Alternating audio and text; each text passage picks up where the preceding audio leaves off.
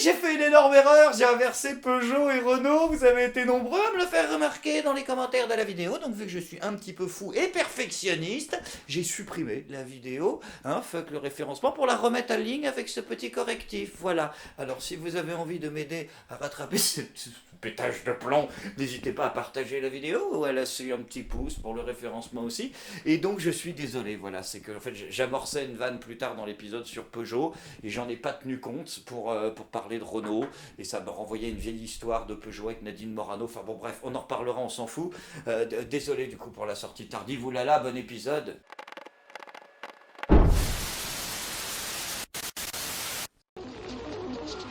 Les Français parlent aux Français. Vive la France, mes amis, ce pays absolument merveilleux et magnifique où malheureusement l'un de nos grands industriels est en train de choir comme une crotte. Je parle bien évidemment de Carlos Ghosn, le prestigieux président de l'entreprise qu'on ne présente plus, Peugeot-Nissan, qui a été arrêté au Japon suite à une affaire de soupçon de blanchiment d'argent.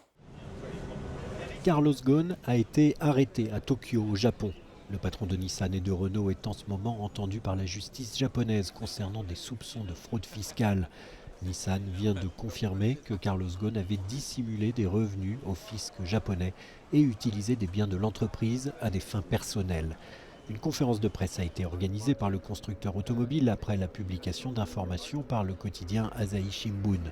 Le siège de Nissan à Yokohama, près de Tokyo, a été perquisitionné hier dans la soirée. Carlos Ghosn est président du conseil d'administration de Nissan, conseil qui devrait le démettre de ses fonctions très rapidement. Heureusement, rassurez-vous, en France, notre gouvernement, et particulièrement Bruno Le Maire, s'est immédiatement saisi du sujet. Attention, zéro tolérance avec les fraudeurs du grand patronat, c'est bien connu. Donc on y va. Dès que j'ai appris cette nouvelle, nous avons, avec Gérald Darmanin, demandé à nos services de vérifier la situation fiscale de M. Carlos Ghosn en France. Je ne vais pas donner plus de détails puisque ces éléments sont sans entrer dans le détail, c'est évidemment un secret. Il payait ses impôts en France. Je peux juste vous confirmer qu'il n'y a rien de particulier à signaler sur la situation fiscale de M. Carlos Ghosn en France. Putain! Franchement, mon Bruno, alors là, moi j'ai envie de pleurer tellement t'es un bon. Parce que là, franchement, c'est là qu'on voit qu'on est la race supérieure quand même. Parce que tu vois, ces connards de Niakoué, 6 mois d'enquête, ils ont mis 6 mois pour voir qu'il y avait une merde qui était planquée au fond. Bruno, en 2 heures, plié, enfin 2 heures, 48 heures très exactement. 48 heures, c'était plié. Le mec, putain, c'est un dossier en plus, parce que l'autre, c'est pas des filières qu'il a, c'est des filières, des contre-filières, des sous-filières, des interfilières, des codicilles suspensionnés, des comptes suspendatoires. Il a des trucs, tu sais même pas ce que c'est, des comptes assurance-vie au cas où tu meurs 2 fois, mais pas vraiment. Enfin, des trucs absolument impossibles. Tout ça, vous avez checké avec ces 14 cartes de crédit incluses et ces 60 machins là, en 2 jours. On est vraiment des champions. Sauf que bien évidemment en France, les prolos n'ont toujours pas compris à quel point la République en marche est là pour nous protéger du grand banditisme financier et manifestent dans la rue avec des gilets jaunes, coûtant, hélas, la vie à une deuxième personne. Je pense aussi à nos forces d'intervention qui ont vocation à porter la sécurité des femmes et des hommes. Ce matin, à Angoulême, un véhicule du SAMU a été empêché d'intervenir sur une dame âgée qui faisait l'objet d'un incident médical. 50 minutes pour faire 30 km. La personne est morte cet après-midi. C'est cela aussi la réalité. C'est ça aussi, la réalité. Je suis sûr que si ce couillon se présente un jour, ce sera son slogan de campagne. Ah oui, t'as vu, ça a été travaillé cette phrase, c'est quand même pas mal. Alors moi je te conseille une toute petite modification pour coller vraiment au fond du sujet. C'est presque ça, la réalité. Oui, c'est moins beau sur les affiches, mais c'est plus honnête. Donc du coup, après l'épisode précédent où on a fait une petite leçon, une petite introduction à la manipulation médiatique, on va faire aujourd'hui une petite introduction à la manipulation politique. C'est parti. Donc on est bien d'accord que, comme moi, quand vous entendez cette vidéo, vous comprenez quoi? Vous comprenez qu'une dame a été victime d'un incident médical, il ne précise pas lequel, qu'une voiture a été empêchée par les gilets jaunes d'accéder au lieu justement, que ensuite, ils ont pris en charge la dame, et qu'il a fallu 50 minutes au lieu de 30 pour pouvoir faire le trajet jusqu'à l'hôpital, et que donc du coup, la femme est morte dans l'après-midi parce qu'ils n'ont pas pu arriver à temps pour pouvoir bien prendre cet incident médical qui peut provoquer la mort l'après-midi, donc après s'être déclenché le matin. Ils n'ont pas pu empêcher ça, elle est morte, ok?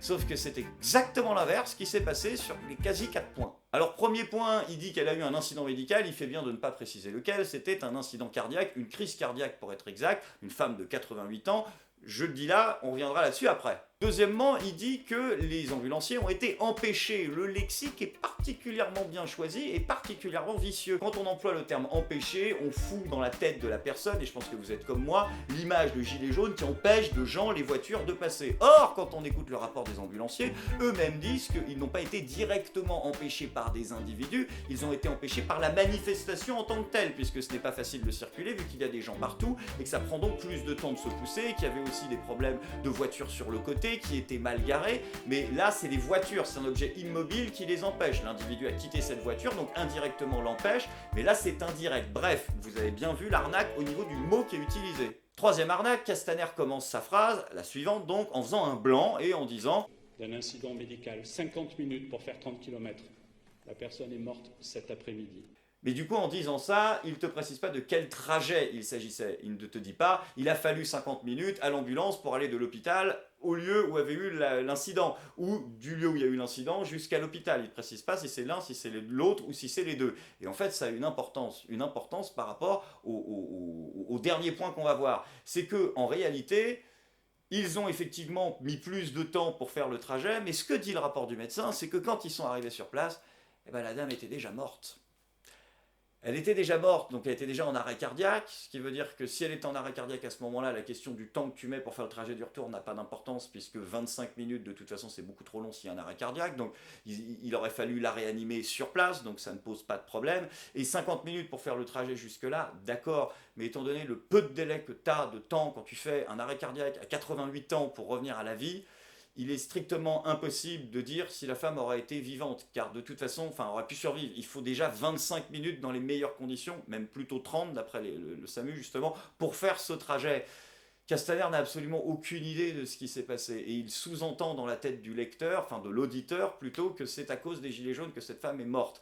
D'ailleurs, il est obligé de mentir, c'est pour ça qu'il parle d'incident médical au début, alors que c'est un arrêt cardiaque, parce qu'en disant incident, il peut dire qu'elle est morte dans l'après-midi. Or, c'est faux. Le rapport du SAMU, comme je viens de vous le dire, indique qu'elle est morte le matin, parce que quand ils sont arrivés sur place, elle était déjà morte. La personne est morte cet après-midi. Et puis c'est pas très prudent ce que tu nous fais, Castaner, hein, parce que je veux dire, là c'est quand même la loi sur les fake news, t'as plus le droit de faire ça. Ah, c'est fini maintenant. Oui, la loi sur les fake news a été votée, donc ça y est, là, c'est bon, c'est voté, c'est terminé. La loi anti-fake news qui est défendue donc sur les plateaux télé. Nous recevons l'avocat Thierry Vallat et Michel Larive, député France Insoumise de l'Ariège. Bonjour à vous.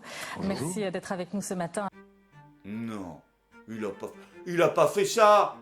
Mais non, mais c'est ridicule. Fanfan, on sait que t'es en train de dire que tu veux revenir en politique, mais de là, te planquer sur les plateaux en mettant une perruque pour pas qu'on reconnaisse que c'était ton idée, la loi anti-fake news. Fanfan, tu me fais de la peine. Et d'ailleurs, puisqu'on en a parlé de peine, je ne peux pas m'empêcher d'avoir une petite larme et une pensée solidaire pour tous nos amis étudiants étrangers. Ah, ce grand roman de mon enfance qui vont devoir maintenant payer beaucoup plus cher pour faire leurs études en France. Comme nous le rappelle Louis Vuittet sur Twitter, la licence passera de 170 € par an à 2770 €, le master de 243 à 3770 et le doctorat de 380 à 3770. Quant au gouvernement, il nous défend cette augmentation par un argument absolument imparable, l'attractivité. Je vous avais rien compris, je crois. L'attractivité, mais non. Putain, les universités françaises, c'est comme les bagnoles françaises, les fameuses Peugeot dont on parlait. Si tu veux avoir une chance de les vendre, il faut comprendre où elles se situent, c'est-à-dire dans la middle class. Tu vas pas dépenser une fortune pour payer le prix d'une Mercedes, mais c'est quand même toujours mieux qu'une Lada. C'est là où tu te situes. Et ben là, pareil pour les universités. On n'est pas des universités à la ramasse, mais on caracole très très loin d'être en tête parmi les plus prestigieuses universités internationales. Donc ce qu'on fait, c'est qu'on fait de la middle class. Vous étudiez quand même en France, et on arrive à escroquer encore Amélie Poulain. Il y a 400-500 DVD qui partent tous les mois pour les étudiants dans les facs, on arrive à leur vendre des trucs. Donc on se démerde, tout ça avec la baisse des budgets, on arrive à faire venir quelques prestigieux étudiants de demain, on les fait raquer un prix abordable, et puis bon voilà, deux croissants, 3 verres de merlot, et puis c'est plié, ils ont passé une bonne année. Et non, là maintenant avec vos conneries, ils vont plus venir, parce qu'à ce prix-là, tu vas étudier ailleurs, là où carrément t'as un vrai diplôme qui, si tu veux être en marche sur les 3 quarts de la planète, veut dire quelque chose. Enfin bon, rassurez-vous, toutes ces conneries, ça va bientôt s'arrêter. Emmanuel Emmanuel Macron revient là, il était un petit peu à l'étranger, mais ça y est, il arrive, il est de retour, il va pouvoir faire sa générale de Gaulle, comme je vous avais dit, hop hop hop, maintenant on arrête les conneries. Hein, donc si, il a quand même été malheureusement invectivé une dernière fois de façon scandaleuse par un universitaire alors qu'il était en Belgique. Pourquoi vous matraquez vos étudiants? Pourquoi vous êtes le seul pays qui utilise des grenades contre sa propre population? Oh non, là vous dites n'importe quoi. Non, c'est faux, les autres pays le font aussi, moi j'ai juste copié. Ça ne me paraît pas une question, mais une accusation. Non. Dans ce cas-là, c'est une démonstration et la sécurité va s'en occuper. Et la sécurité va s'en occuper. Elle est marrante, la voix off aussi. Elle a un côté très... c'est film d'anticipation, elle est là, elle te dit « Nous allons vous censurer et appeler les vigiles pour qu'ils vous tabassent et vous mettent dehors. » C'est ça aussi, la démocratie. Je sens que je vais bien l'aimer. Franchement, monsieur, parce qu'il a repris un truc que vous avez dit, c'est n'importe quoi. Hein. En France, les CRS ne s'attaquent pas aux étudiants ou autres. Ah bah tiens! Ah bah bien sûr que non, ça n'est jamais arrivé, les CRS n'ont jamais tapé les étudiants en France. Non, non, ce sont des légendes urbaines, des fake news, vous savez.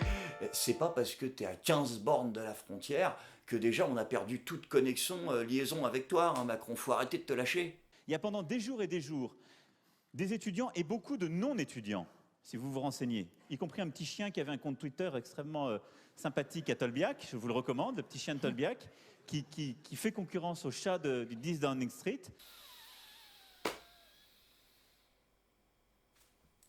Je vous l'avais dit. Ben non, mais je vous l'avais dit, les étudiants de Tolbiac, ceux qui viennent me voir en rencontre abonnée en me disant « Ah, moi j'étais à Tolbiac, je te trouve vachement dur avec le chien. » Non, non, non, non, on leur a fait peur.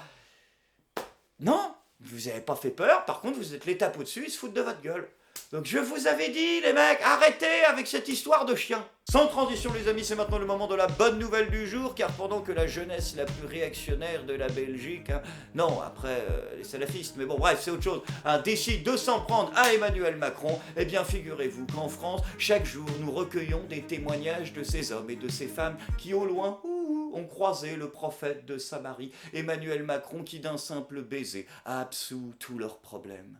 Océane n'a parlé que quelques instants avec le président, mais elle a pu lui présenter son parcours et surtout lui demander s'il prévoyait des mesures en faveur des jeunes. La jeune femme de 19 ans est alors en CDD dans l'enseigne de grande distribution Carrefour comme hôtesse de caisse, poste qu'elle a obtenu après un contrat d'apprentissage et un CAP. Une situation précaire pour elle. C'est jamais facile, on ne sait jamais ce qui peut nous arriver dans 2 semaines, si on a encore du travail ou pas. Emmanuel Macron a été sensible à ses craintes, car une demi-heure seulement après avoir échangé avec Océane, il revient vers elle. Elle va passer en CDI. Il s'est retourné vers moi et il a dit étant que j'y suis, le problème d'Océane est réglé, elle aura son CDI. Oh putain, que c'est beau! Oh, tu vois, j'en pleure! C'était magnifique, la révolution en marche, tout ce progrès! Arriver à transformer des CDD de caissière en CDI de caissière! Oh, mais... oh putain, on a des horizons devant nous! En plus, ce qui est magnifique dans l'histoire, quand on prend le contexte, c'est qu'elle l'a rencontré sur le trottoir. Et ça, c'est vraiment un progrès génial, quoi! Bah si, il y a 15 jours, on était encore obligé de traverser la rue pour trouver du boulot. Maintenant, t'es sur le même trottoir, t'en trouves. Non, franchement, vous êtes de mauvaise foi. Ce qu'il a fait pour moi, j'oublierai pas. Avoir un salaire fixe, maintenant, c'est le plus beau cadeau qu'on peut avoir maintenant. Ce qu'il a fait pour moi, je ne l'oublierai jamais. Putain, mais c'est la décadence. C'est à quoi ça me fait penser? Ça me fait penser que ma femme, on regarde les vieux épisodes de Cauchemar en cuisine en ce moment. Et à chaque fois, quand ils ont récuré les chiottes et en gros, ils leur ont appris à faire une tarte aux fraises, et ben les mecs, après, j'oublierai jamais ce que Philippe, il a fait pour nous. C'est pareil. Putain, on a un président de télé-réalité, quoi. La France de 2018, c'est des blondasses de 20 piges qui arrivent pas à trouver de boulot, qui galèrent, et puis Philippe, enfin non, Emmanuel Macron, il déboule, il dit hop hop hop, c'est bon, c'est réglé, tranquille, et là, on n'oubliera jamais ce que la prod, Putain! Mais c'est pas ça le vrai monde! Par contre, Macron, il y a quand même juste un truc que tu comprends pas, c'est que quand tu fais ce genre de trucs, enfin, qui sont très bien pour cette dame, mais qui sont inutiles dans l'absolu au point de vue du message que tu projettes en faisant ça, c'est que justement, le message que tu projettes, c'est que le seul moyen de trouver du boulot en France, bah, c'est le réseautage, quoi. Donc, tu vois, ça va pas dans le sens de la démarche. Par contre, tu vois, là où je me pose une question, c'est que si des millions de gens peuvent réussir à trouver du travail en allant parler à un mec, est-ce que ce même mec pourrait lui perdre son travail si des millions de gens allaient lui parler? Pour rester poli. Hein? Ça marche ou ça marche pas? Vive la France!